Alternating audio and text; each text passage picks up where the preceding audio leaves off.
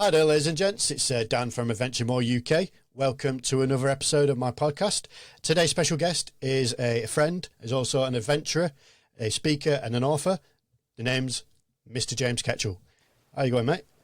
Hello, Dan. Thank you for having me. I'm great. It's been, what did we say? It was 4 years ago that I last saw you when we were cycling togetger.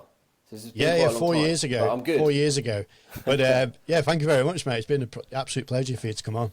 As I say, we met 4 years ago while you were doing one of your cycling sort of expeditions or adventures. But we'll talk a little bit about that later. But I just want to start out from the beginning, really. So when you were a kid, like, did you always want to be an adventurer, or was there other like sort of interests you had that potentially you wanted to do? Good question. I didn't really know what I wanted to do when I was a kid. I was a bit lost, actually. But what I did know was I really enjoyed being outside and making camps and having little campfires and things. I'd always get in trouble for doing that, and going on little mini adventures. So that's always been something that I've been keen on doing.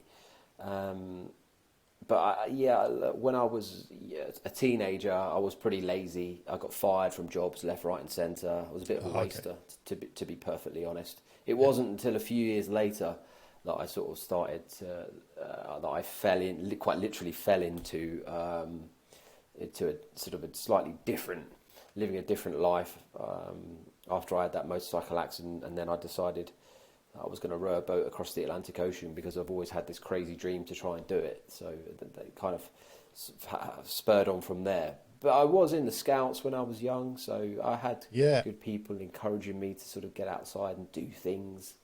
So and I was, when I was a kid, that was when it was cool to build camps and stuff. I don't know how cool it is now. I'm a bit older, but that was something that I liked doing. Because obviously, I believe because you're a scouting ambassador, aren't you? Now. Yeah, that's right. I'm a Hampshire Scouting ambassador. I think it was along with a couple of other ambassadors. So basically, that just means every now and then. I mean, I was doing this before the whole kind of restrictions came in. Every now and then, I would visit a scout group and share some stories of fun and adventure, and try and answer any questions they had. And it's all fairly simple. And scouting has been very good to me, and it's a very, very good organisation to be involved with for any young person. So I was really behind that. I still am. No, absolutely. Like I was in the Scouts as a kid. I did the whole thing, the Beavers, Cubs, Scouts. I also, alongside that, did Army Cadets, as I mentioned before, and as I said, like I was in the Army for a bit, for 8 years. So I was in the Army Cadets as well. But also, I used to juggle, being at the time I was pretty, I was up in the top 30 or 40 runners in the country for my discipline, which is like middle distance, long distance. So I did that, and it's something like the Scouts and Cadets, Army Cadets, something that gives you them little kind of life lessons, and kind of like for people who, don't really have any strive to go out and do something. I feel like the Scouts and Cadets is something that I think all kids should do. It's great. Like, I know we come from a generation where kids kind of sit on the computers and play play video games and stuff like that. And I've said this before. Don't get me wrong. There's some good things out there on social media and video games and things like that. Obviously, and everything in sort of in proportion, but I think Scouts, Cadets is something that all kids should do. It's good. So I think that's a good thing to get into. Do you say you were in the Scouts when you was a kid? Yeah, that's right. I was a Sea Scout. Okay. So I don't even know if the Sea Scouts actually exist anymore. I think it's just the Scouts. But I was a Sea Scout for a little while. I really enjoyed it. Yeah, cool. So you mentioned it a little bit before, just briefly about, obviously before you got into all your adventures and stuff like that. Some people have like a story to say, like something that could have changed their life and made them think differently about life. Now, obviously, you mentioned before about your accident. Like, for people that don't know, do you want to briefly sort of paraphrase what actually happened? Yeah, I thought I was invincible, as you do when you're in your 20s, and I used to ride motorcycles like a maniac. I think I narrowly avoided killing myself numerous times. But one particular time, actually, I got into racing. In the end, I moved away from riding bikes on the road and I moved into racing motorbikes on a circuit. Believe it or not, it's actually a bit safer because you're not going to get run over when you come off the bike, or you shouldn't, or hopefully you don't hit anything. It was one particular time I had quite a high speed crash. Came off the bike at just over 100 mile an hour. But usually you slide along the tarmac, but this particular time I tumbled and rolled, and I just a bit unlucky really. I could have had that accident 100 times over and got up and walked away from it, but this one particular time I broke my legs and was really badly dislocated and broke my ankle, which was really, it was that actually caused the problem. And then I found myself in hospital for quite a long time, and I remember the doctor saying to me, listen, I don't know if you're actually going to be able to walk properly again. I narrowly avoided actually the doctor, in order to save my right sort of foot, very nearly had to fuse the ankle altogether, so I would have lost all the movement, which would have been potentially made things a bit difficult. But I was so lucky. At the time I had the accident, there happened to be a really good, probably one of the best orthopedic surgeons in the country in the hospital at the time, and he operated on me. His name was Dr. Rossiter. There was two of them, Dr. Rossiter and Wilson, and they kind of like bolted me all back together. But they said, listen, we need to set an expectation moving forward. You probably are going to struggle with everything you do physically now. And that was a bit of a reality check, because you don't know what you've got until it's sort of taken away from you, as it were. And a lot of people take for granted the ability to get up every single day, run down the stairs, jump in the shower. And it's like, when all of a sudden that's not so simple anymore, you start to realise it. And at that point, I sort of thought, it was funny because I never ever felt sorry for myself. I never ever felt that down. I just sort of had this overwhelming feeling that I was probably somehow going to be okay. And I felt like I needed something to aim for. And in my in my mid to late teens, the idea of rowing across the Atlantic, I think I heard about some people doing it, sounded amazing to me. Like, what an adventure. And I used to probably watch too much Tintin, if I'm honest, when I was a kid. And I just thought, I would love to. I was never a rower or anything. I never went to a school where there was rowing available. And I just thought, I want to have a go at that. But I didn't really know where to start. And I kind of put it off and off and off. And I did research, but never really took that sort of jump and committed to doing it. Probably because I think I remember mentioning it to my parents, and they were like, "Don't be so stupid," or you sort of worry about what people think of you, and you don't know whether you can do it. And then I remember lying in that bed, and the doctor was like, "Hey man, I don't know how good you're going to recover from this." And it was funny. It was almost like it was meant to be, because everything became quite clear after that point. I thought to myself, I know what I'm going to do. I'm going to make a recovery. I'm going to do all my physio so I can row a boat across the Atlantic Ocean. That's all. And at that point, I didn't even know you could become a professional speaker. I didn't even know you could become sort of a professional adventurer. The idea of that I hadn't even entered my mind. But I became obsessed with this idea of rowing a boat across the Atlantic Ocean. And that's what I set out to do. You usually do it as a two-man or a four-man, but no one would join me for some reason, so I decided to do it on my own. And then, listen, I could talk to you all night about that. But so if there's anything specific you want to ask me about it, or I can just tell you about it. But that's how it kind of happened. So how long was it from when you had your accident to when you sort of got into a rhythm of like not the actual event itself, but like training again and like started like maybe going out for walks and stuff like that? Yeah. So it took about 6 months to make a recovery to the point where I was up and around and walking around and stuff. And running was, I couldn't really run because I had a lot of pain in the ankle, but I could row without any real difficulty, and I could ride my bike. So it took about 6 months to make to make a reasonably good recovery, or as good as I was probably going to make. And then it kind of got to the hardest part, and it wasn't actually rowing the boat across the Atlantic at all. I would say the hardest part was actually getting to the start line, because at the time I was working a full-time, quite a busy job actually, a sales job. So it was a relatively sort of high-pressure job. I had a target that I had to hit, and the hours were sometimes quite long. And so I was juggling this job and trying to run this campaign in the background on my own, hustling for sponsorship and stuff. And I was very lucky, actually. I managed to talk the company I worked for into sort of sponsoring me. They put a little bit of money in, but I knew nothing. I knew nothing about boats. I had to go out and find people that had done this before, and I managed to find two Gurkhas actually who gave me a bit of advice. And I met a guy called Anthony, and he rowed solo across, and he just so happened to have a boat for sale.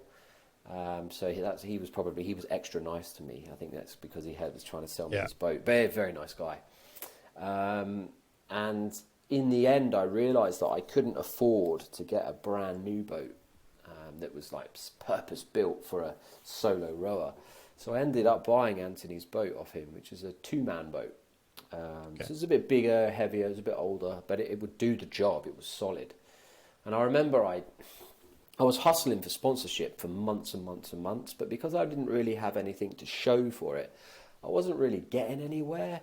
And I thought, I need to do something drastic to make something happen. I need to take some kind of action.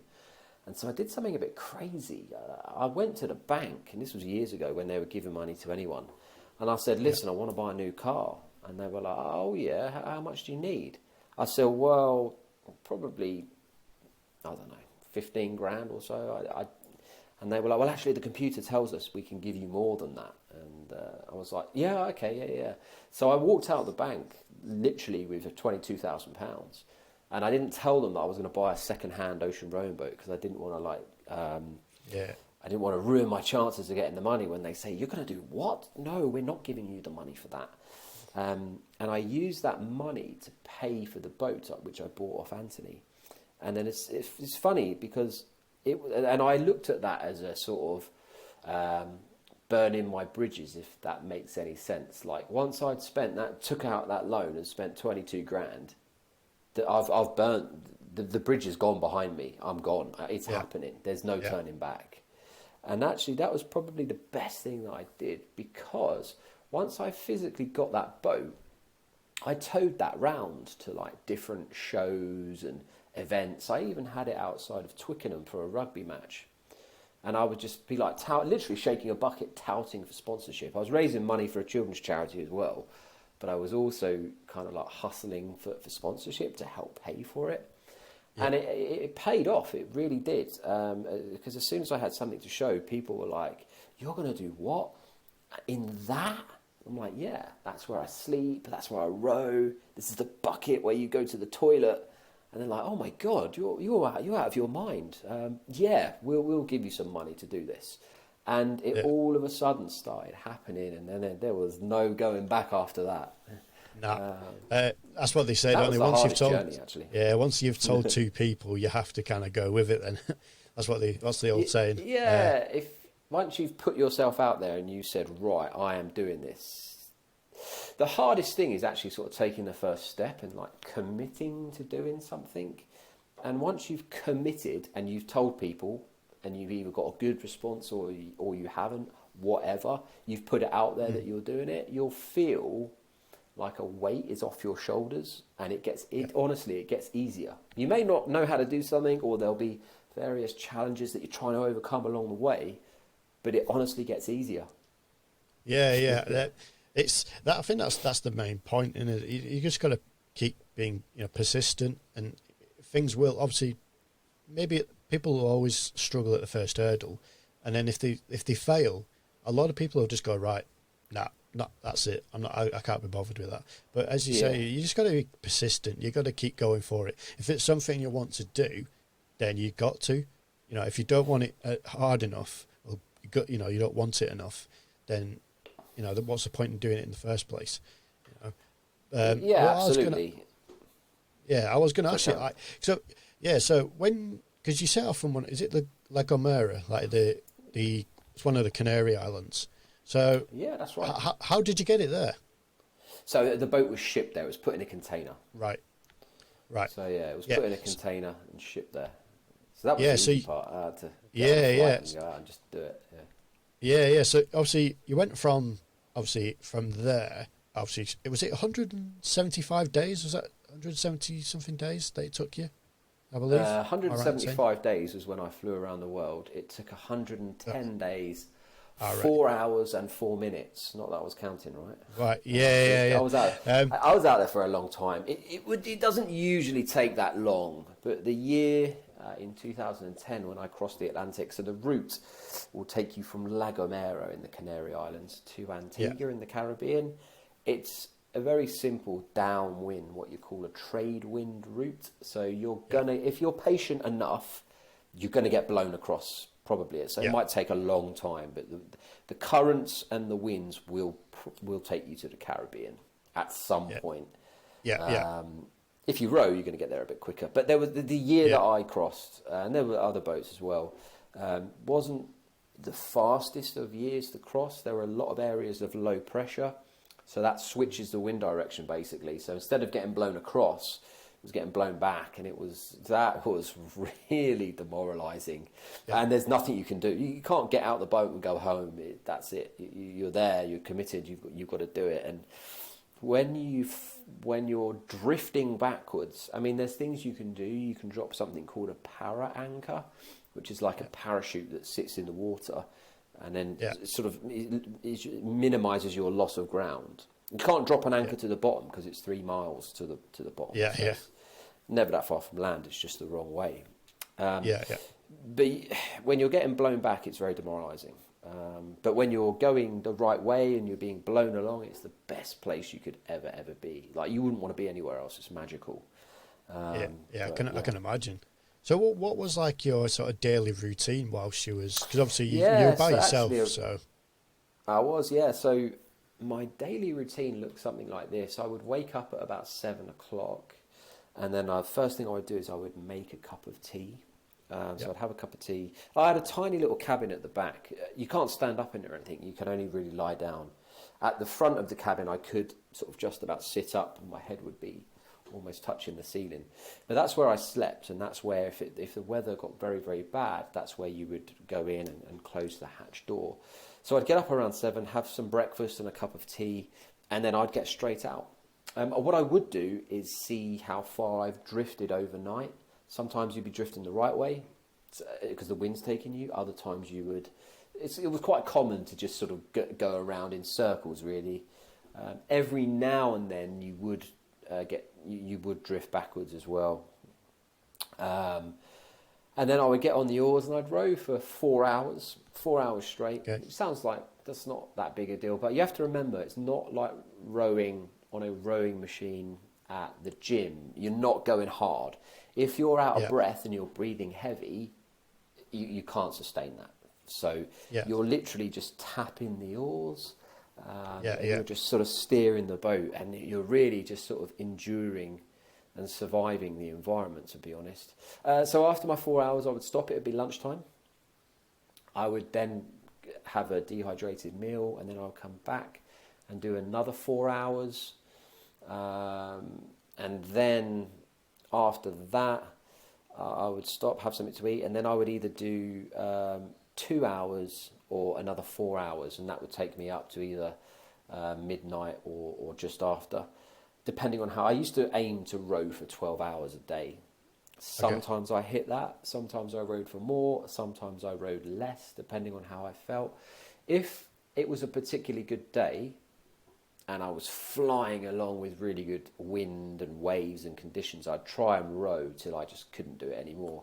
But what would happen is that would then affect you the next day, and you could hardly do anything.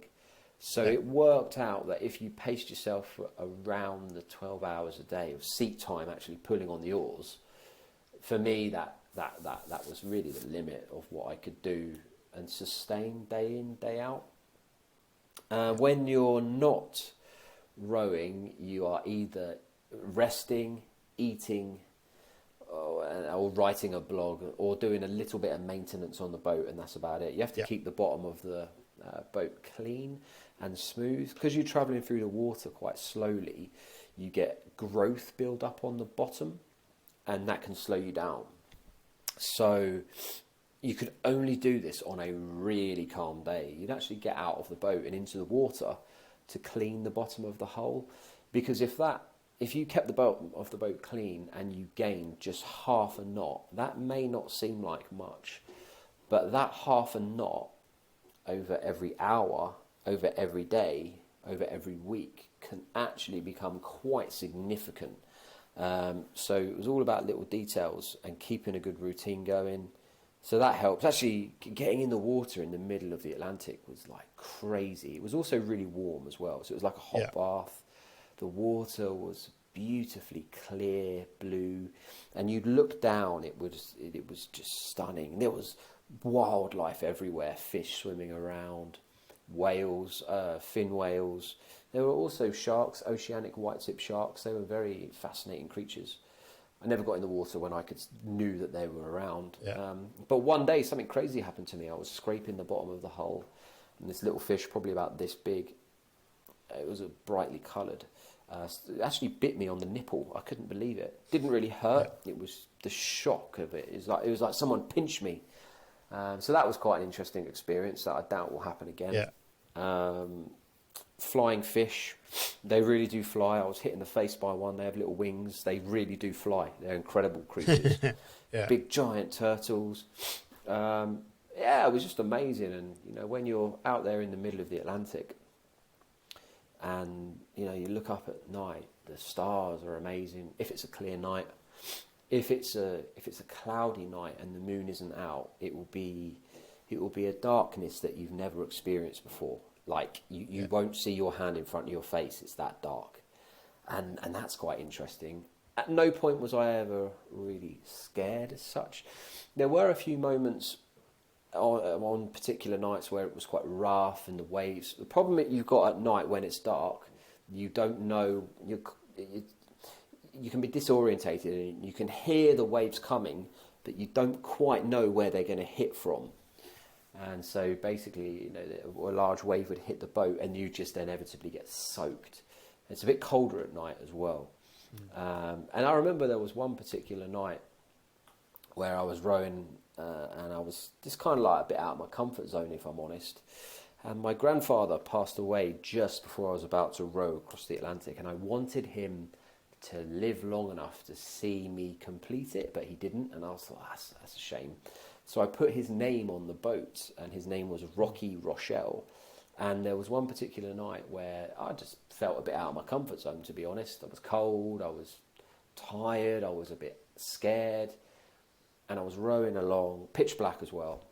And all of a sudden, this overwhelming feeling of warmth, happiness, content just came over me. And it was almost as if I felt like a presence, as if someone was sat next to me. It was crazy. Never experienced this in my life. And I never looked actually to look at, was there someone there? I just kept looking forward, and I just kept rowing.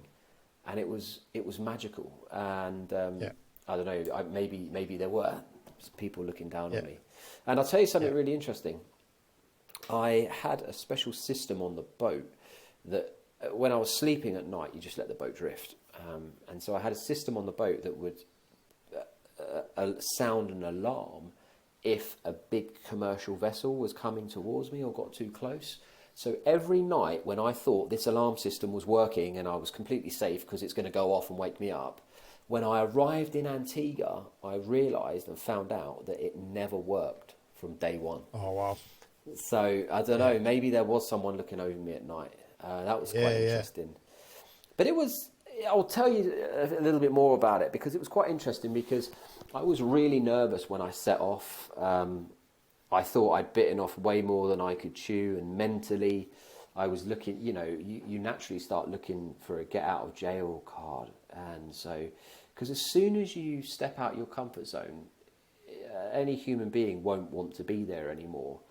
And so you start looking for excuses of, how could I get out of this without losing face, without losing credibility, without looking stupid? And then you kind of realise that you kind of can't. And I remember before I set off, I spoke to a guy. He'd sailed around the world a few times, was really experienced. And he said, if you can survive the first 3 days, you will be able to survive for 3 months. It's all in your head out there. And I remember when I pushed off and got going, the reality of actually how hard it was to pull the boat along when it's fully loaded with all the supplies and stuff. And I was looking at my speed thinking, oh my God, the boat's not moving as fast as I thought it's going to move. At this rate, it's going to take half a year. This is crazy. But I don't know what it was. I just kept telling myself, get to 3 days, get to 3 days, get to 3 days. And I got to those 3 days, and all of a sudden it was like a little bit of a weight off my shoulders. I still wasn't making particularly good progress, but I was doing it. And all of a sudden, the rockiness of the boat, you don't notice it anymore, and it becomes normal. It's like you and I walking around now, it just becomes normal. Yeah. And I thought, all I've got to do is get to the halfway point. If I can get to the halfway point, by default, I'm closer to where I want to be than where I've left. And as you get closer, the currents get a little bit stronger. It starts to pull you into the Caribbean. Yeah. And so that's really what I wanted to do. Now, the long story short, I got to the halfway point, and then I was like, in my mind, something clicked. And I knew for a fact I was going to finish this road. And then when I got to within 24 hours of Antigua, I didn't want it to end. It was odd. I didn't want it to end. I remember I could see a red flashing light on the horizon, which was a light on top of a radio mast, on top of a hill. That's how I could see it so far out. And I turned on this little FM radio that I had, and all of a sudden it started playing this like reggae kind of ragga Caribbean music. Yeah. And I'm like, I've done it. I'm going to do it. And it's strange, I arrived in Antigua, English Harbour the next day, and it was magical. It happened to be Antigua Race Week as well, so there was people everywhere, and it was absolutely crazy. My parents weren't actually there though, because their flight was cancelled due to the volcanic ash that was spewed up into the air from that volcano that erupted in Iceland. Yeah, in Iceland. They grounded all the flights around the world, so my parents weren't even there. But the word kind of got out about that around the island, and I had the most insane, welcoming committee, path, whatever. Didn't really know anyone. It was crazy. But one of the things that I kind of realised was I spent that entire time out there just wishing it away, thinking, I've got to get there, I've got to get there, I've got to get there. And I didn't really... You don't enjoy the journey. There's a saying, and that is, it's not the destination, it's the journey. And as you know, I've been on many journeys, and that's 100% accurate. Once you rode across the Atlantic, I had this idea that somehow the rest of my life I was going to be floating on air, and it's going to be amazing. You're going to be eternally happy for the rest of your life, and everything is just going to fall to your feet. Well, actually, the reality is that doesn't happen. You're on a bit of a cloud for a few days. It feels amazing. But then the novelty wears off. It's like no one asks you anything about it anymore. It's done. It's forgotten. It's history. And then you're oh. And then you realise, I've achieved this Herculean feat, which I thought my life would be incredible after this, and I don't feel any different. It's odd. Yeah. But it was amazing. It was the first adventure that I'd ever really embarked on. I didn't really have a clue what I was doing, but you learn. You've got to start somewhere. You've got to learn, and there was a lot of support out there, like other rowers who had rowed across. And it's actually, once you get out there and you start doing it, as long as you are sensible, it can actually be de-risked quite a bit, by doing certain things and sticking to routines and sticking to discipline. Like, routine is your best friend out there, because you lose track of the days, the time. It all just blends into one. But I stuck to quite a strict routine, and that helped me. So routine would be your best friend. Absolutely. But absolutely. Yeah, again, I could talk to you for hours about being out there. But I'll tell you something really interesting. I put it off for years, and when I got out there, it didn't take long for me to realise, oh, this is not as difficult as I thought. I'm here doing it. Why did I put this off for so many years? Yeah. And it's you build up this idea that it's going to be really difficult, and I better put it off till next year. I'm not ready. And it's like, well, your so-called planning has turned into complete procrastination. You're better off just going and doing it. And I could have rode the Atlantic years and years before I did, but I guess it was meant to be. Having that accident, it all kind of just, that was my destiny, perhaps. But it certainly opened my mind up to just, if you want to do something, go and do it. Yeah, absolutely. I always say to people, like, it's like, people always say, oh, I'm waiting for that perfect moment or that perfect opportunity. It doesn't exist. No, it's you've got to create. Yeah, you got to create that perfect opportunity, because things don't come on. They don't just land on your lap and what have you. You've got to go out there and just create that opportunity. No one is ever going to knock on your door and say, listen, I heard you want to row across the Atlantic. Well, here's a bunch of cash. Go and do it. Like, that isn't going to happen. That's not. But actually, as soon as you start putting yourself out there, you'll be amazed at what comes back. When you think you're not inspiring anyone, or when you think what you're doing is not making a difference, or what you're doing is having no impact, it actually does. You just don't realise. You just don't see the efforts, the rewards for your efforts at the time, and it comes to you. Yeah. So, but that's all I ever wanted to. I had no desire after that to do anything else. But then as strange things happened, I met other like-minded people, and then the rest is history. Well, but then also the year after, obviously, so that was in 2010. Was it 2011 is when you went and did Mount Everest? Yeah, so that was really lucky. Sorry, Ken. That all came off the back of rowing across the Atlantic, because I met someone who was also rowing across the Atlantic. His name was Rob. We just became like quite good friends, really. We just sort of clicked, and he said, "Look, after the Atlantic, do you want to climb Everest?" And I'm like, I've always had an interest in mountains and things, but I didn't think that I'd be able to. And all of a sudden, here I was, and I sort of say to kids, listen, if you push yourself outside of your comfort zone, doors of opportunity will just sort of naturally open. I think that's kind of what happened, really. I met other like-minded people, and all of a sudden this opportunity came up that I never expected. And it's like, there's got to be an action to get a reaction.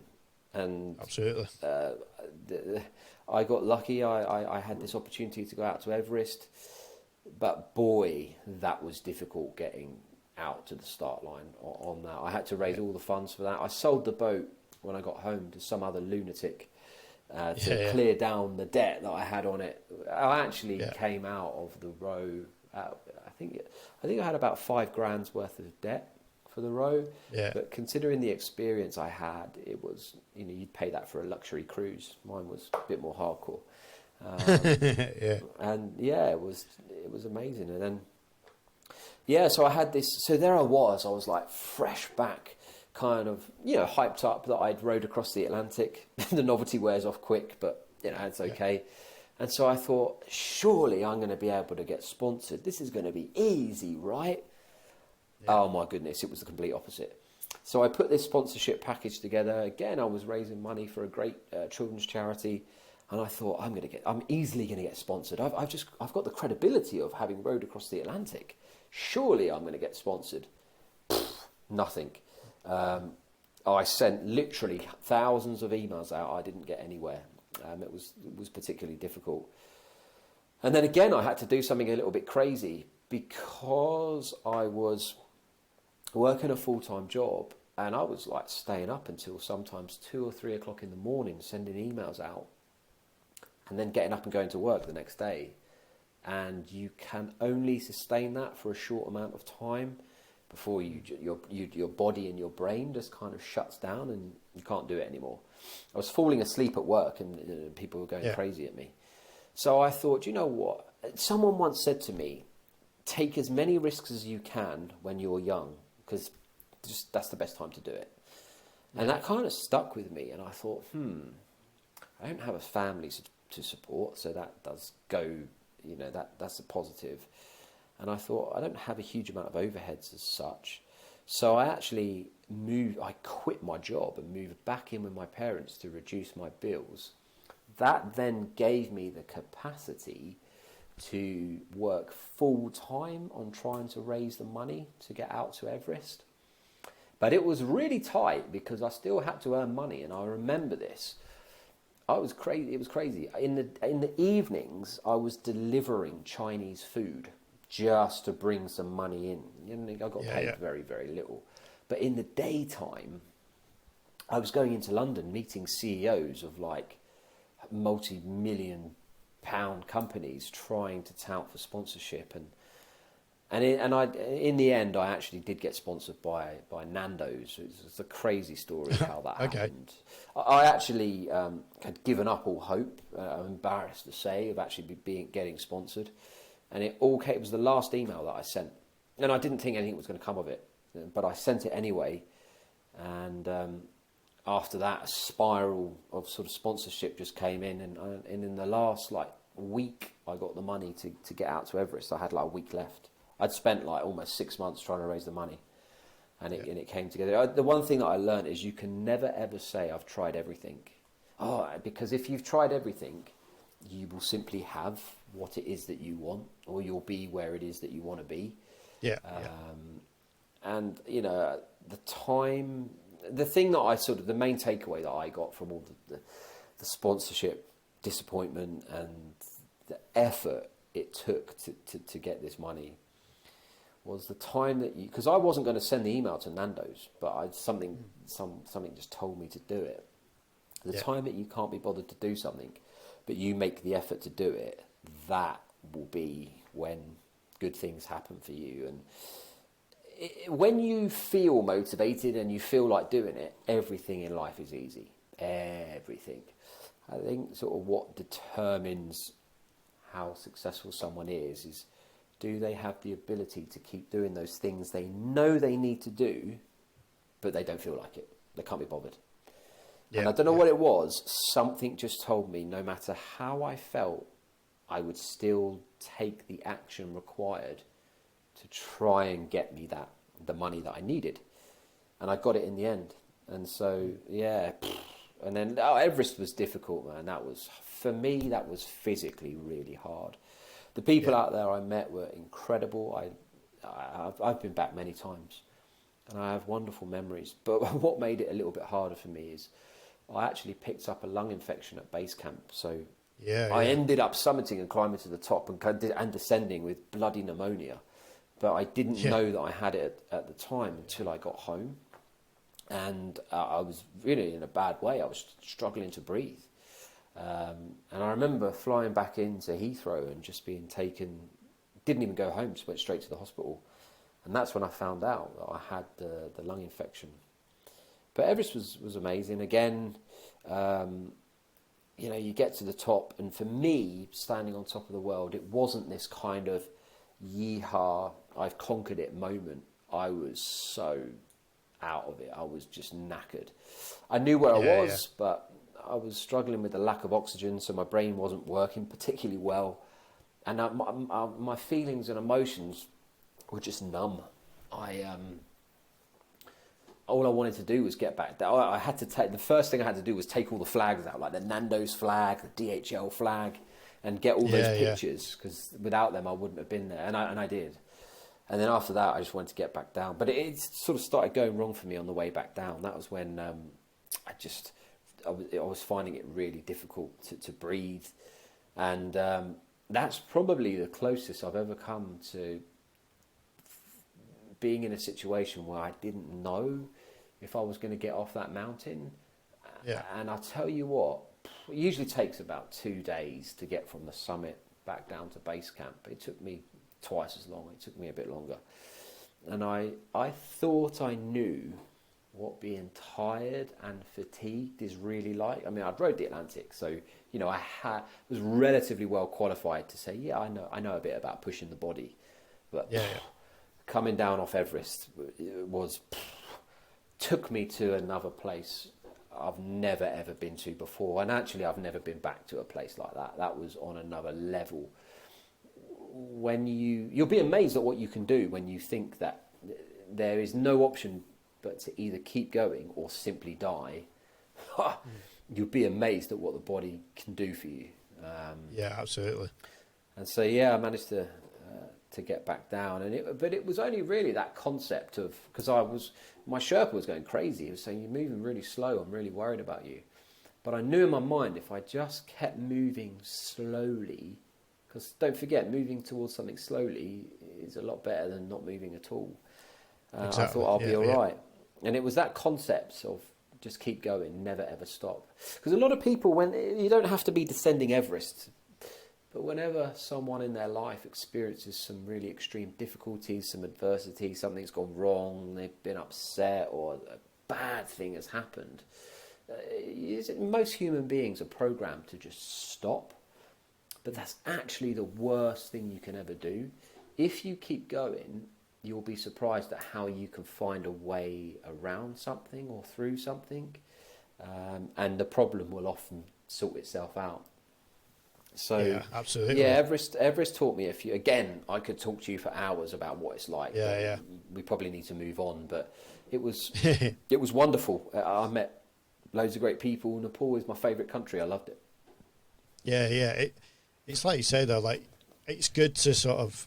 I've said this before, but I tell kids, like, you know, we've all had our own sort of ups and downs, you know, especially when it comes to sort of mental health, which is I talk a lot about. Obviously, I can't say I've been in every situation. You know, I've not been in, parents splitting up, or, I've been in I've struggled with exams and stuff like that. In the aspects of sort of talking to children, but what I can say is that I've struggled and suffered. Now, I always tell people, if you're suffering, then there's always going to be someone who's been in that situation somewhere in the world. Somewhere there's got to be. But the problem is, people who suffer are the ones that sort of go down quite rapidly, because you want to try and get yourself out of that sort of hole of suffering, because otherwise this is going to get deeper and deeper. So the best thing to do is, like you say, is just to keep moving and keep going, or keep looking at something else, or get help, or whatever it may be. Because, like you say, if you stand still and do nothing at all, in whatever aspect it might be, and whatever what you did, or people that are struggling with other illnesses or whatever it may be, if you just stand still, it is inevitably going to get worse, and it's going to get to a point where it could be fatal.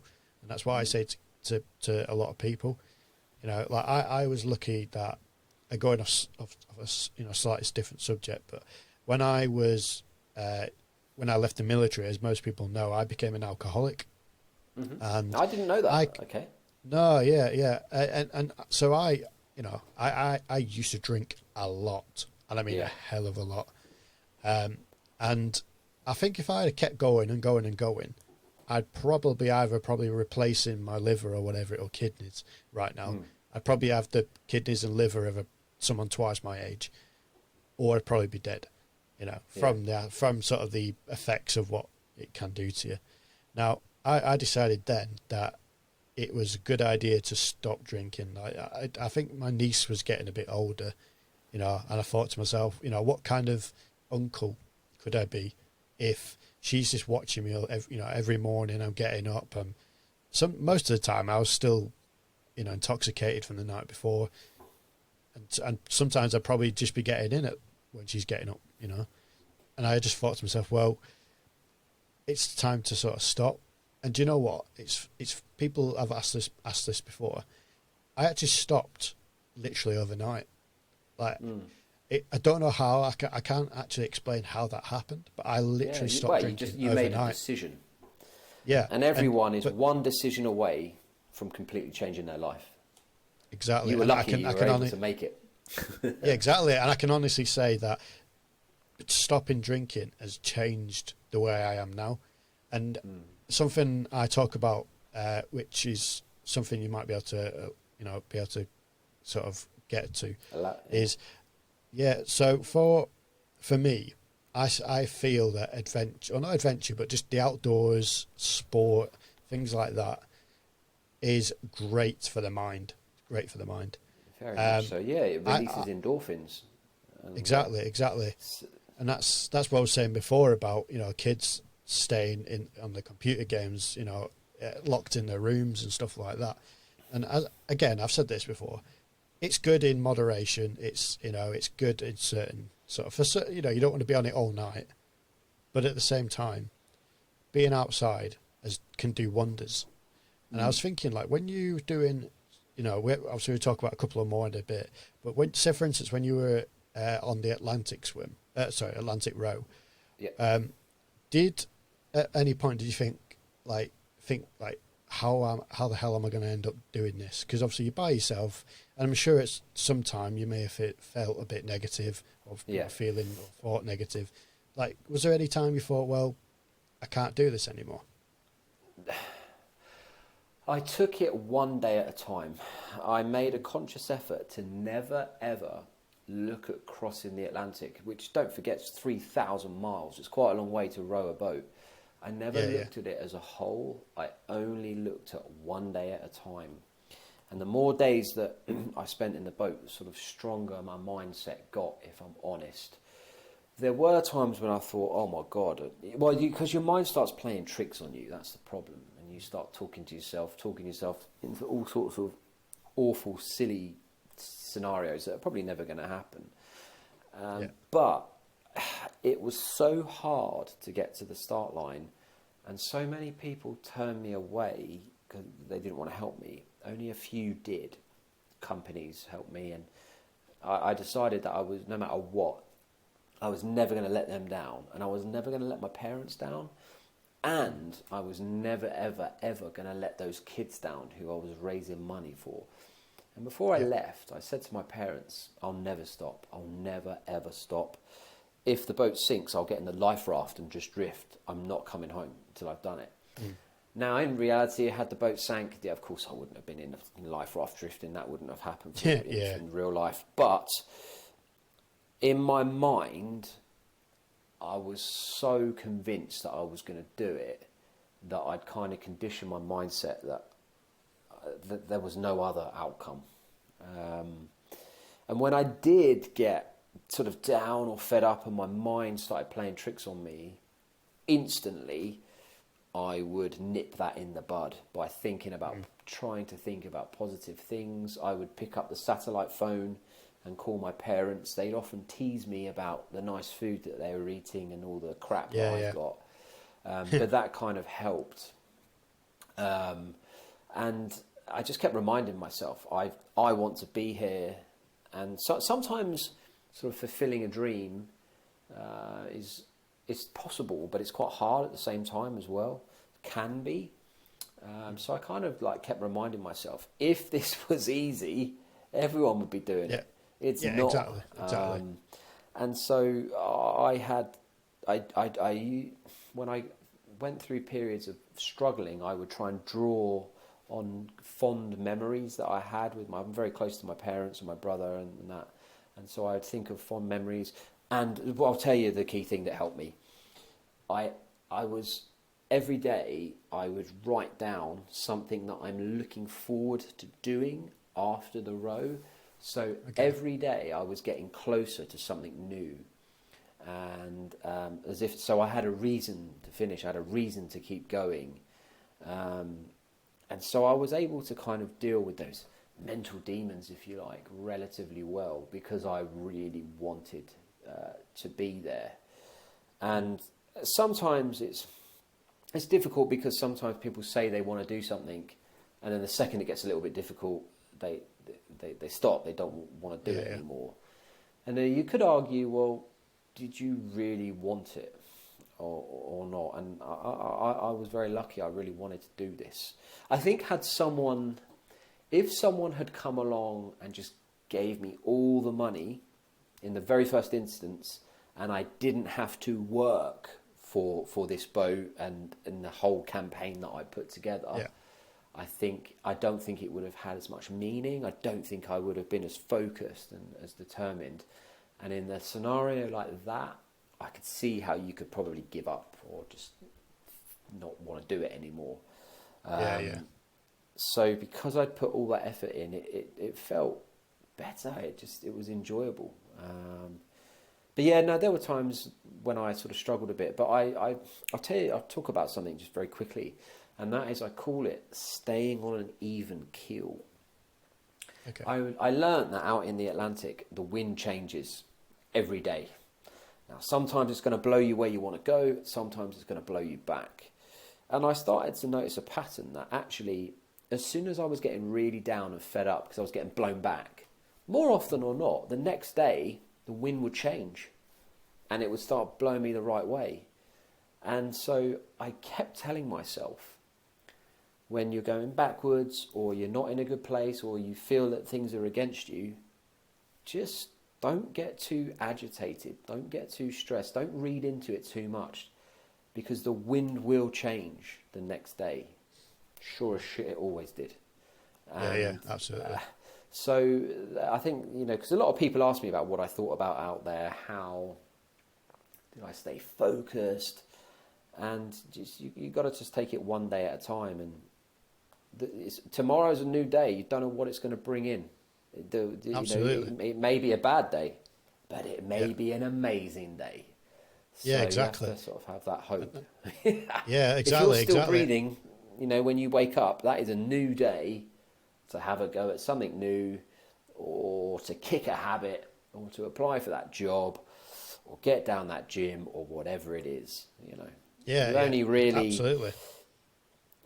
Things only really come to an end when that's it. When you die, that's it. You've got no more chance. Exactly. But if you're still breathing, you can. There is still a chance for you going. to become the person that you want to be. Yeah, exactly. And should be. One thing I think that's it's quite a common from the people I've chatted to, interviewed on the podcast. There's a very common sort of theme, which is they always strive to a goal. Like when keeping positive, like you saying, you're doing it for when you keep your family proud, or you want to make sure that you don't disappoint the children or the charity that you were doing it for. There's obviously very much a theme in which striving towards a goal keeps someone going. And again, I've said this before about everyone that I've spoke to has pretty much just said the same thing. Now, I just want to bring on to the next sort of one of the ones I know you've done quite a few over the years, but the next one I would like to bring up, which forms part of your ultimate triathlon, which we'll talk about at the end, which is the World Cycle. Now, you cycled 18,000 miles around the world. That's now, I don't want to say too much, but when I cycled with you, 18,000 miles would have seemed like absolutely impossible at that time. But how was it in reality? Something would have happened. It would have got easier and easier. The first few days are always the hardest. So you could have easily carried on. It was incredible. I didn't really know what to expect. I had this kind of goal, this idea, this vision to cycle around the world, but I would also stop off and give talks in schools because I really enjoyed doing it. For some reason, kids would listen to me. I enjoyed doing it. I'm a bit of a kid myself, so perhaps that's why they connect with me quite well. Yeah. And it was amazing. Actually, the cycling was by far the easiest part of it, by the way. What was difficult was I was unsupported, so there was no one in a car driving next to me, buying me McDonald's and fixing my punches when everything went wrong. You've got to do all that yourself, and that sort of adds another dynamic, another level to it. Physically, you get fit really, really quickly, and then you actually, I think about 3 months in, I was probably as fit as I was ever going to get, and then I didn't really sort of get much fitter after that. But it was the people I was meeting, the kindness that was bestowed on me. People people just welcomed me into their homes. Lots of crazy things happened. I met a guy in Phoenix who I stayed with. He said, "Oh, I've never been to England before. I'm going to come and see you finish in London." And I thought, "Yeah, right." And who was there standing at the finish line? Really? It was his name was Bob. Yeah, a wonderful guy. Just complete crazy. strangers that I randomly met would let me stay with them. Some of the schools that I stayed in, India was just incredible. I will be playing forward favours for the rest of my life. I mean, I could talk to you about the technicalities of what bike I used and this and that and my average mileage, but actually, that's just this technical detail. What was incredible was how amazing human beings are in terms of, it doesn't really matter what country you're from or what language you speak or what religion you practice or what skin colour you have. Honestly, 99% of human beings that walk the face of this earth are kind, caring, generous. They want to help you, and that really, I loved that. That for me was amazing. And actually, cycling around the world made me realise how much more of the world I still want to see, and the places that I still want to go. And there's probably no reason for me to, but I would love to do it again. It was just absolutely amazing. Did you want to ask me, should I tell you about the route or anything, or? I was going to ask you actually, you were saying about, you talk about 99% of the people who were, obviously great and helped you along the way, but did you ever have that 1%? Like, was there any places you went to and you just did you just not connect, or did you like you at all? That's a really interesting question. I'd like to think that it wasn't the fact that they disliked me, but you never know. There was a time when I was in India, and I was camping. It was really late at night, like 1 or 2 o'clock in the morning. But it was boiling hot as well, don't forget, so you can sleep out. So I was trying to sleep at the side of the road, and I saw these lights like a flashlight flashing in the distance, but then they were getting closer, and then I realised that they were coming towards me, and basically it was two local farmers or whoever they were, I'm not quite sure. They got really agitated with me being there, but because I don't speak their dialect of Indian and they don't speak English, we were unable to communicate, and very quickly the situation escalated. And the guy basically was like pointing a gun at me. It was quite serious. Oh, wow. So at that point, I realised that obviously it's probably a good time for me to go. So I got on my bike and left. And actually, I was really nervous. So I actually left I had like a thermarest, like an inflatable roll-up. I was on. So I just left it and I just got my bike and was gone. But I believe communication's power, and when you can't communicate, you're going to find yourself in a difficult position. And I think if we had been able to communicate, and I'd said to that guy, "Listen, I'm cycling around the world. I'm just knackered. I'm just resting," I almost guarantee you he would have invited me back to his house and said, "Yeah, stay here, have dinner." Yeah. But because we were unable to communicate, that's when that was a challenging situation. Aside from that, I didn't have any other real issues. It was amazing. Oh, that's awesome. So when you did that, obviously there's a lot of crossings, I would say. For instance, did you find it difficult getting crossings into certain countries or into certain places? No, I had all my visas and things lined up before I left. There wasn't really that many visas, to be honest. I was going to route through Iran and Pakistan, but due to some complications, quite late on, I ended up actually flying across Iran and Pakistan into India.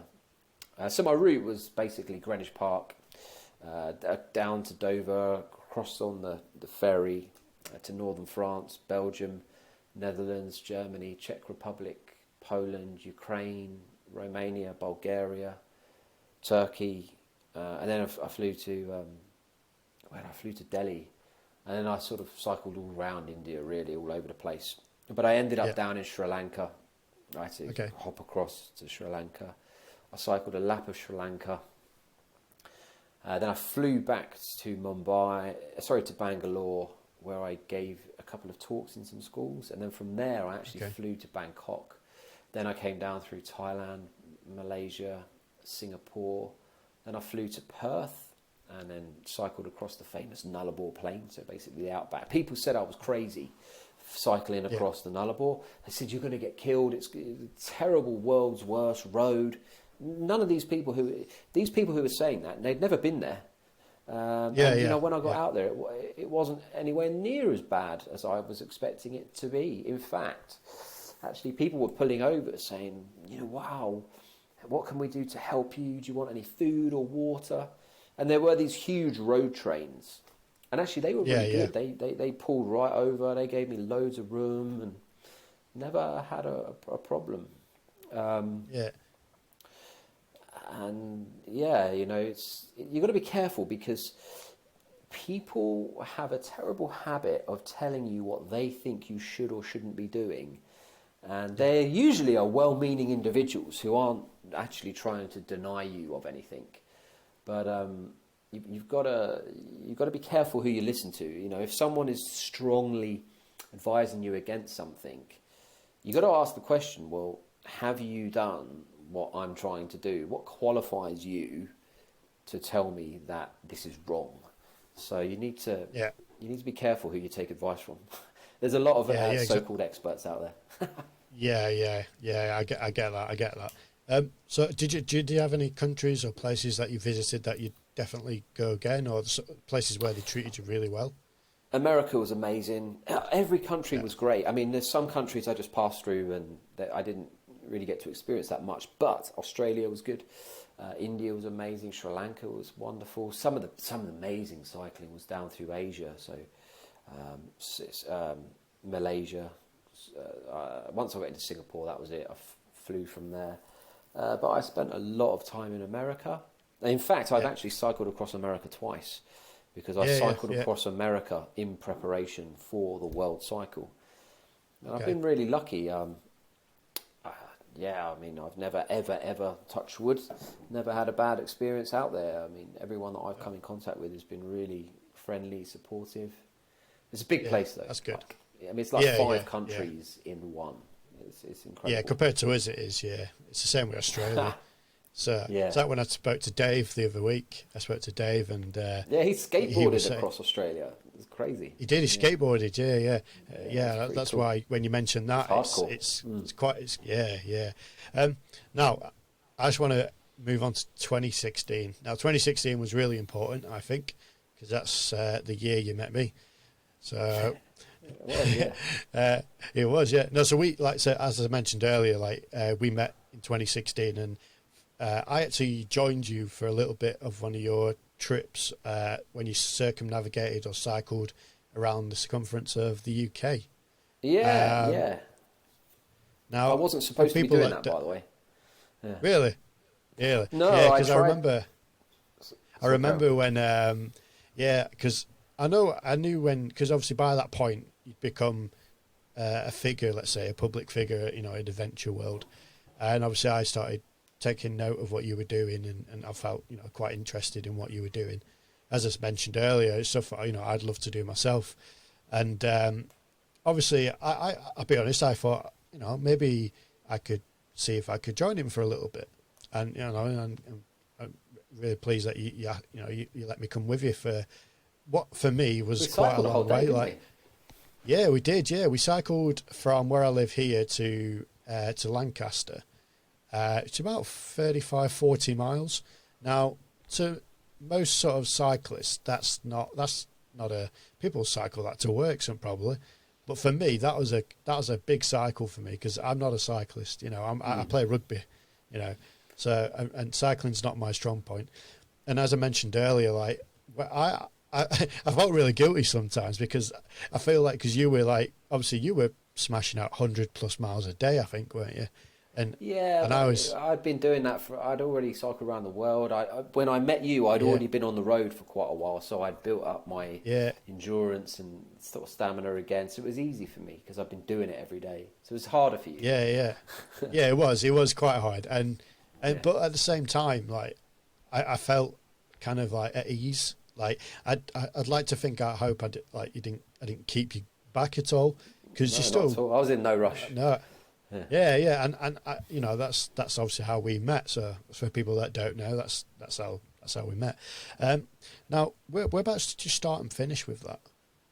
So I started and finished in a place called Langstone Harbour down near Havant, because that's where the charity were based that I cited. So there's a bit of a backstory to why I ended up cycling around Britain. I never intended to do it, but I tried to work on a project to row a boat around Great Britain, and basically I failed. I was a little bit unwell. I had to get out of the boat. I mean, I had to start again, but then it was too late in the season, and for one reason or another, it just didn't work.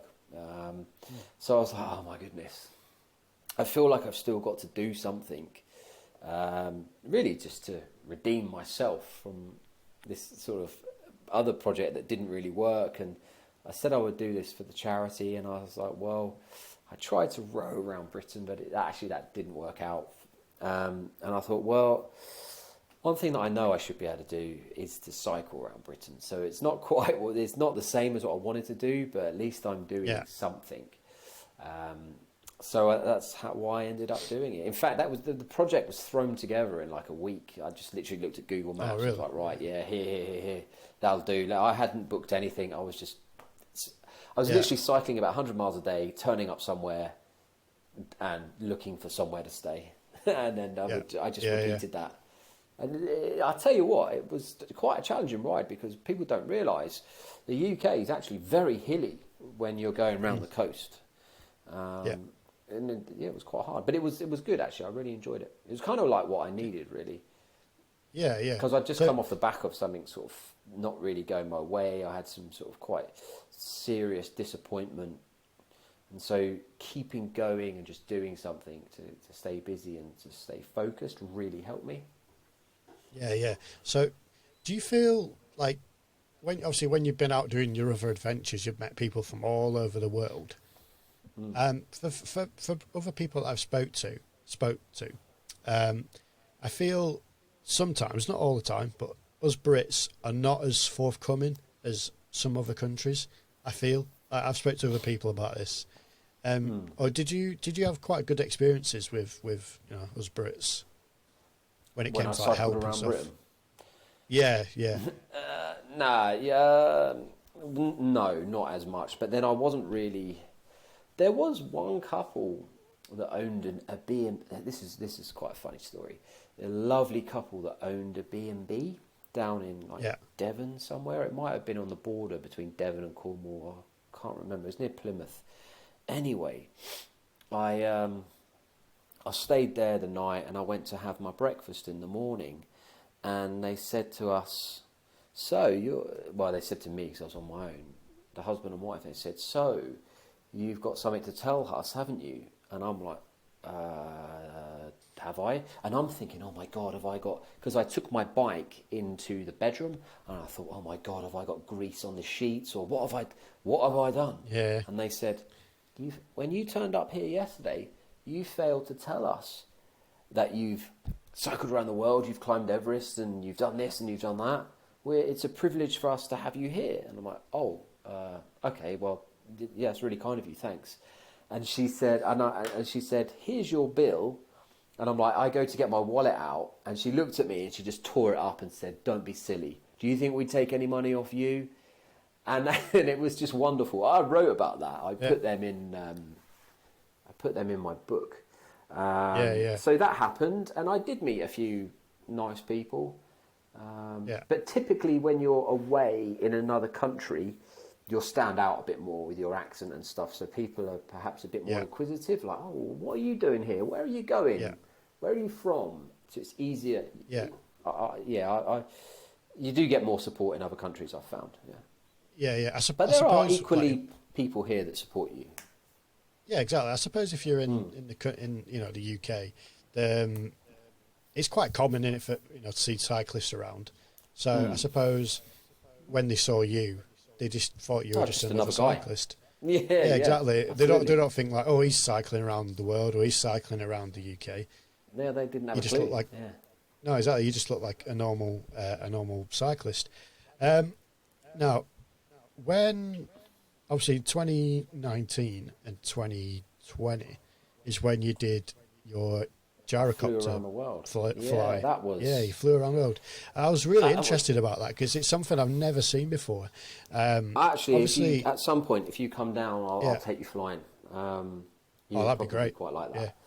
Yeah, that yeah, was amazing. Actually, that was probably the hardest project I've ever worked on. I had to raise a huge amount of money to make that happen. It was like logistically quite complex to a degree. I was very lucky. I had a good support team back at home that was sort of helping me, who I was in yeah, contact with every day. But it was that people said to me, "Oh, that's going to be easy. You got an engine, right? All you got to do is sit there and fly it, easy peasy." But it's yeah, yeah, not, because you can't afford to have a mistake, because gravity will absolutely kill you.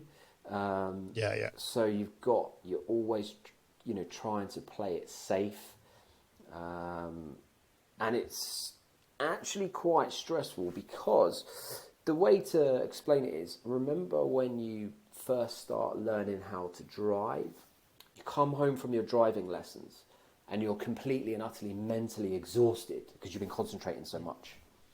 yeah, It's yeah, like that.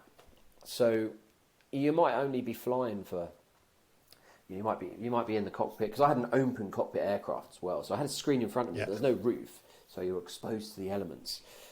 yeah, yeah, You're kind of like running on adrenaline when you're flying, and you're quite tired when you land. You're all hyped up, but then like an hour or so, or 2 hours after you landed, I was just knackered because I was like crashing. yeah, So it was quite hard. And actually, when I got into America, I landed in every single mainland state. So I didn't just fly across. I basically sort of zigzagged the whole way across.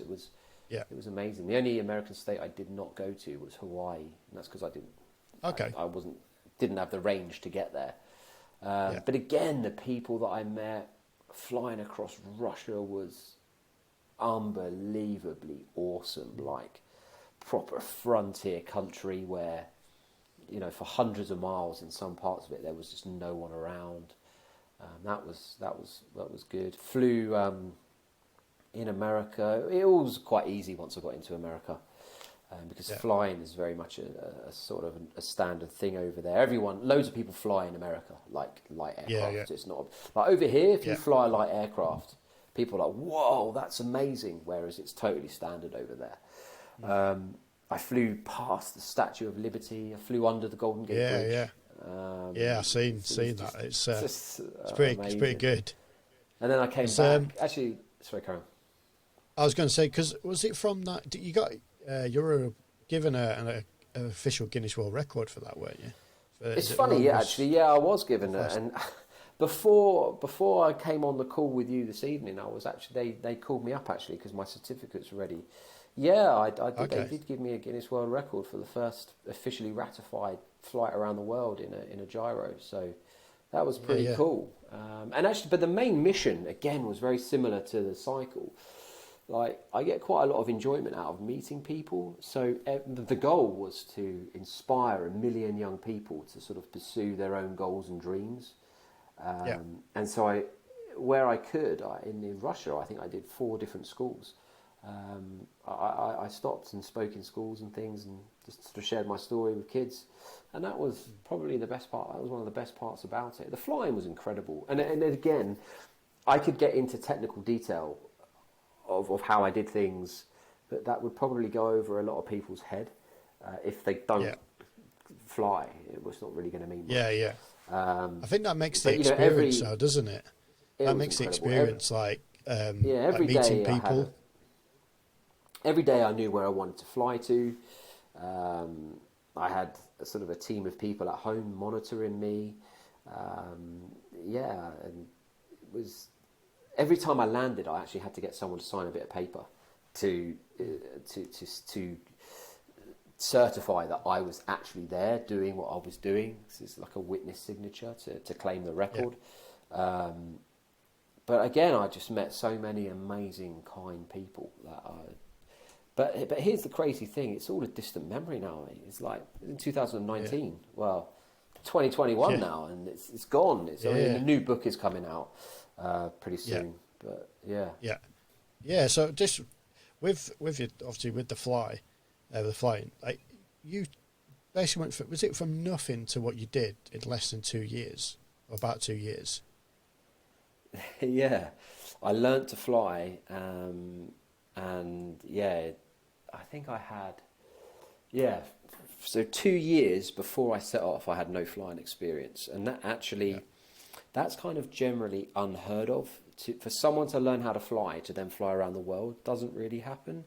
Typically, people who fly around the world are people that have been flying for a long time, they have a huge amount of experience, and they decide to go and do it. So what I was doing was a little bit backwards. But I was very lucky. I had some good sort of mentors around me who had a lot of experience themselves. And again, this goes back to what I was saying about you have to be careful who you listen to, because there's a lot of people that actually have very good intentions. They want to help you, but they'll talk at you, and they'll tell you exactly what you need to do. And then you actually realise that they don't have anywhere near as much experience as they're actually sort of trying to perhaps portray. And so I was quite lucky. I had some people who said, look, what you're trying to do is pretty it's relatively high risk because you have low experience. However, if you do these things and you do these safely, and you sort of have your protocol of, if something doesn't feel right, you turn back, you land, you don't take any risks. It's always better to fly another day than it is to crash the thing and kill yourself. So, so safety was always on my mind, but you just learn as you go. You get more experience. So, what was sort of the process of getting your license? Is it very similar to getting a private helicopter license, or is it very similar? Yeah, it's a PPL. It's called a PPL so it's a private pilot's license for gyros. Yeah. So just like a small plane PPL or learning to fly helicopters, it's very similar. Yeah. So it took me about 4 months, I think, to get my license. But then I was flying a lot. It was kind of different because it was my job. I was very lucky actually. I secured some funding from a couple of companies that said, you know what, we think this is a really amazing thing to be involved with. We will help you. And that enabled me to purchase the aircraft. And then once I had the aircraft, I just put fuel in it. I was flying almost every day. So I racked up a lot of hours very quickly.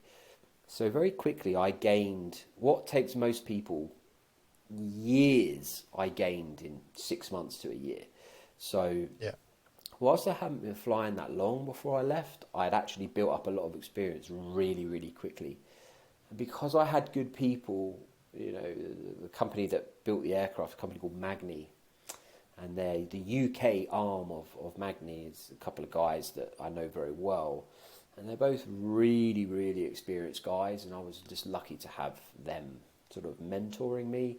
And then I was able to get some support off another guy who flew around the world in a helicopter. He kind of supported me.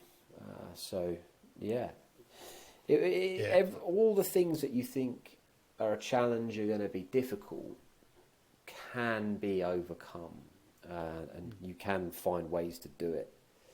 But you have to understand that when you put yourself out there and you want to do these big things, you might have some people say, well, that's crazy, you shouldn't be doing that. But you've got to stay focused and block everything out and just focus on what you need to do and what's important to achieve your objective. And anything outside of that is noise. Just don't listen to it. Just focus. Yeah. And so that project I had to really focus on that project to fly around the world. Yeah. Like I can imagine that's a lot. Personally, I would say that's a lot more technical than any of the adventures that you've done. Like there's a lot more that could go it's wrong. Not that difficult. It's the only project I've ever come back and I put weight on. That never happens. So So, but that's what happens when you're stressed. You're eating hotel food in the evenings, and you're flying very long days. But I was one guy, sort of, flying, filming, doing loads of different things. So my day, when I landed that aircraft, my day hadn't finished. So I was under like sort of sponsorship obligations to upload content and do certain things. And no matter how tired I was in the evening, I had things to do. So I was quite often up late, prepping for the next day, checking the weather, making sure my route's all good, knowing where I'm going, uploading the videos. That added a different dimension. That added another element of complexity, because it's your time. You become more fatigued doing it. If I didn't have to do that, it wouldn't have been as hard. Yeah, I can. But that's what comes when you take the money off a company or an individual to do something. Usually, there will be commitments that come with that, and absolutely. That's I've always said, if you're in a position to pay for something yourself, just do it yourself. It's easier. But I wasn't, so I had to figure out a way to go and make it happen, and that was through sponsorship. There's three kind of elements. Well, I tend to find people say to me, I'd love to do this, but I haven't got enough money. That's quite common. Yeah. But actually, that can be overcome. I still don't have a huge amount of money, but there's always a way to raise it or obtain it if you really want it. And then the other two common things are, I'd love to do that, but I don't have time. But it just depends what your priorities are, really, because no one else has any more time as such. People's situations are different, but if you want something, you'll find the time. Another one is like, I'd love to do that, but I don't know where to start. I don't have the skills, and that is by far the most easiest thing to overcome, because you'll be surprised if you put yourself out there and say, I want to do this, but I don't really know what I'm doing. Don't be embarrassed to do that, because more people will come forward and help you than you think, and there's always a way to learn a skill. So the sort of common things that people say are holding them back: money, time, skills. Actually, all of those they're just excuses. All of those can actually be overcome if you really want to. Yeah, exactly. And I feel like you were saying about time and stuff like that. And I can't remember. I read a quote somewhere, or someone paraphrased that, there's no difference between me, you, a star, A-lister, celebrity, a musician, whatever it may be. Yeah, it is. It is. Beyonce has the same number of hours in her day than you and I, and it's true. Yeah, it's just how you use it. It's how you use it. Yeah. I mean, and to be fair, she has got a lot of, she's got a lot of resources. Like more than resources does come into it as well. Yeah. So I can understand that, and that's a question. To be honest, it's probably something that you've just answered for me, because I know there's a lot of people who ask that question, and I've had them similar questions that I had to like people like Sean and things like that. And it is true. It is true what you say. Like there is always enough time. It's obviously you got to work out what your priorities are. Correct. And I feel like now at the moment, obviously in the situation we're in, it's probably as good a time as any in the sense of planning, because there's a lot of time to plan at the moment, because we can't really go anywhere. So there's probably a lot of time to plan. And again, I know it's difficult. Like for instance, if you're speaking to certain companies or emailing companies, because obviously there's a lot of people in some horrible situations with going. A lot of businesses going under and stuff like that. But overall, I think it is a good time in that aspect of sort of planning to sort of go out there and ask for help, because there's obviously, as we already spoke about beforehand, is a lot of people are obviously doing all this online stuff nowadays. So there's always going to be someone behind a computer somewhere. They're still got to run a business end of the day. Here's my mindset around this situation that we're in. So I initially lost a lot of work because my job is to stand usually on a stage in front of a group of people and tell stories. That's my job. And all of a sudden that just stopped. And then I started getting a few online ones. And I thought, okay, it'll come back. But then the reality hit me last year. It will come back, but we won't be doing stuff in person for quite a long time yet. So the new normal is online. And I thought, well, okay, hang about.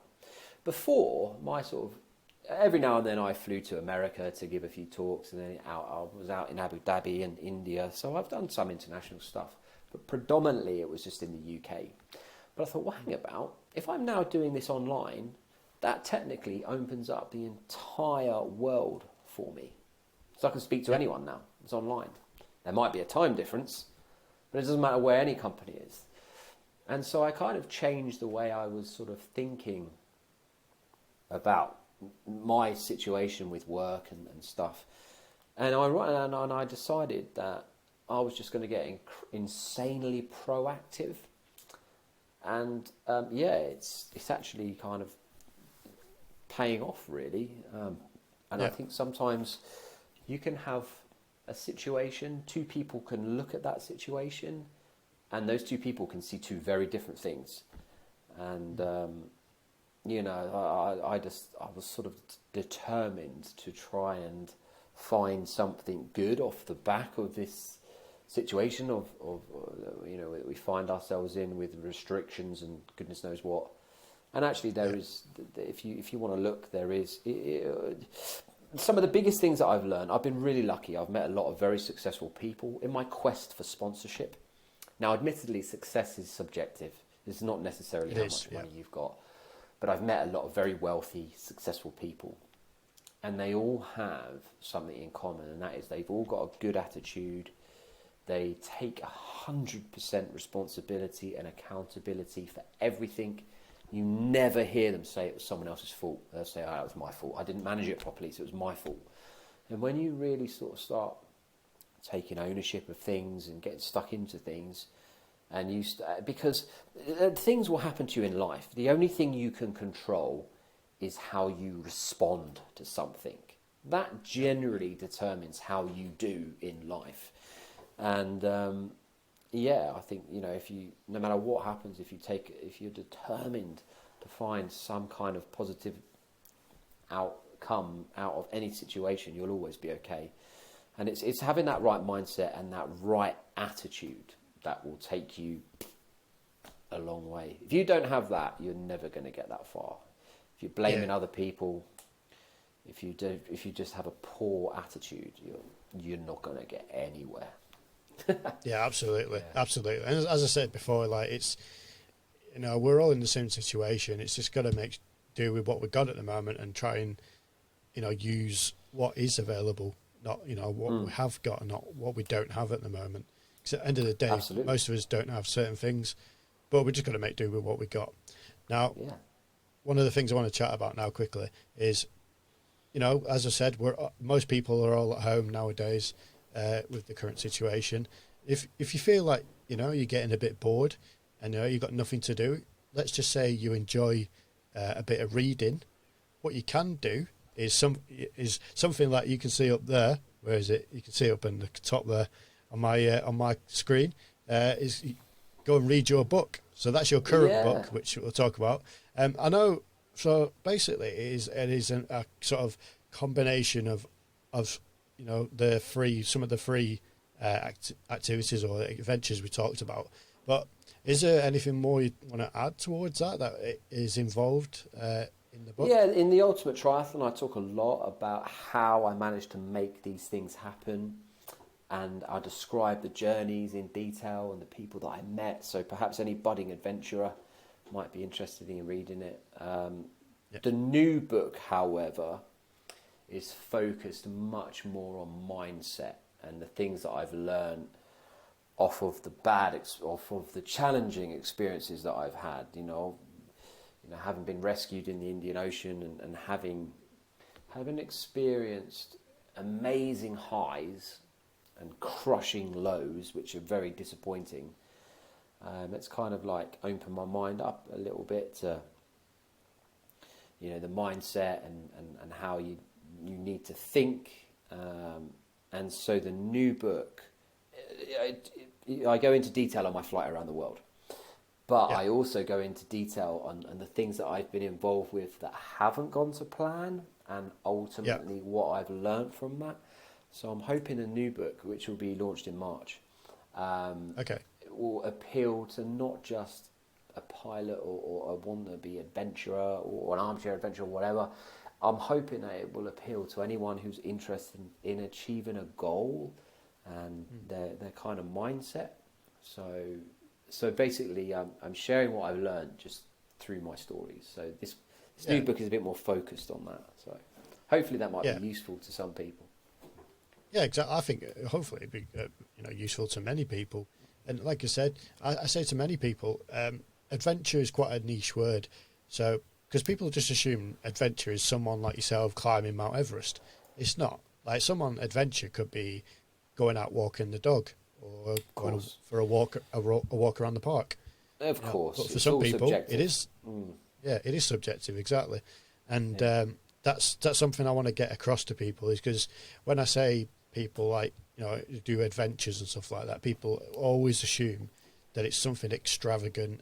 Don't get me wrong, like the stuff you've done is really sort of amazing, and I'm sure a lot of people would love to do what you've done. But as I say, it's not always about that. It's always, sometimes it's about just the little things that can keep your mind sort of active. Just start small. Just get out there, go for a walk, do this, go camping, do whatever you want to do.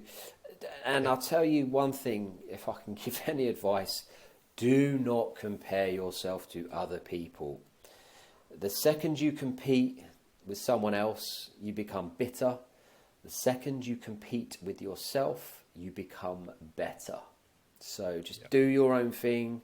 Don't worry about what anyone else is doing or saying. Focus on your own thing and you'll be just fine. That's awesome. Last thing I want to ask you before we leave you is what is next? Now, you don't obviously. I know you've got things in the pipeline, but is there anything you can tell that's not giving too much away? I can. Yeah, it's okay. So I'm working on a big sailing project in 2023, late 2023. It may end up falling into early 2024, but I'm working on a project to sail around the world. It's not just me. I'm taking some ex-offenders away with me, and not necessarily ex-offenders, but individuals who've had challenging, difficult backgrounds. I'm going to give them an opportunity to do something that they wouldn't ordinarily get to do, that hopefully shoots them off on a better trajectory in their life than perhaps they were currently on.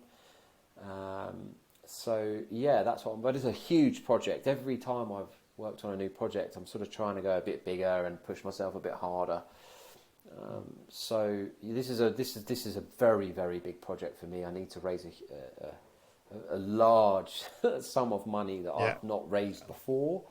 But I believe it's definitely doable, and I think the project's going to be. I think it has the potential to be pretty amazing, and I'm going to. No matter what the outcome is, I'll make it happen. So, yeah, absolutely. As you say, it's just persisting. Like if you keep persisting on that's what you want to do, and that's your next project or goal, then the only time you might fail. But it's not the point that failing. I think it's the point if you do fail, is you to learn carry more on from going. your failures anyway. To be honest, You do. Anyone can carry on and function at a high level when things are going well. They're getting what they want. Their bills are paid. They have good relationships with other people. Life is easy. But when everything starts to go wrong and you're not getting what you want, and things are going bad and bad things are happening to you, or challenging things, that's when you find out who you really are and what you're really made of. Are you going to fall apart and cry your eyes out and feel sorry for yourself? Or will you just crack on and not really worry too much and sort it out? And it's easier said than done. It is. Last thing I want to ask you. Now, it's something I've asked pretty much everyone. If you could pick any adventure with any single person, past or present, what would you do and where would you go? And who would you go with? I'd like to meet Christopher Columbus. Okay. He's a pretty amazing guy. And if we could have any adventure, this sounds daft, but I'd probably say let's go into space. Take him to a place he's never been before, and take me to a place I've never been before. That would be pretty cool. Well, I know that's not realistic though, so yeah. It doesn't have to be realistic. It's just it's like a dream thing. I'd like to sort of understand. Captain James but like Cook, to see I would like to meet him. I would like to have met him. Christopher Columbus. I thought about Christopher Columbus a lot actually when I was rowing across the Atlantic. Amelia Earhart, who went missing. She was a famous female aviator. There's loads of different people I'd love to meet and ask what happened. Mallory and Irwin. That would be a good one, wouldn't it? Yeah. Well, speaking of that, just quickly, I actually on the podcast, it'll be on the channel somewhere. I spoke to Edmund Hillary's grandson. Is it so Peter? I bumped into. That's his. I think that Peter's his dad. Alex's dad. Alex is the grandson. I think that's his. Peter's the dad. So that'll be Edmund Hillary's son. Gotcha. So this is his grandson I spoke to. Yeah, long story short, I met him in France, but he's on another episode. So that's something I thought to quickly mention. Is he into climbing as well? Oh, he's into absolutely all sorts. Absolutely all sorts.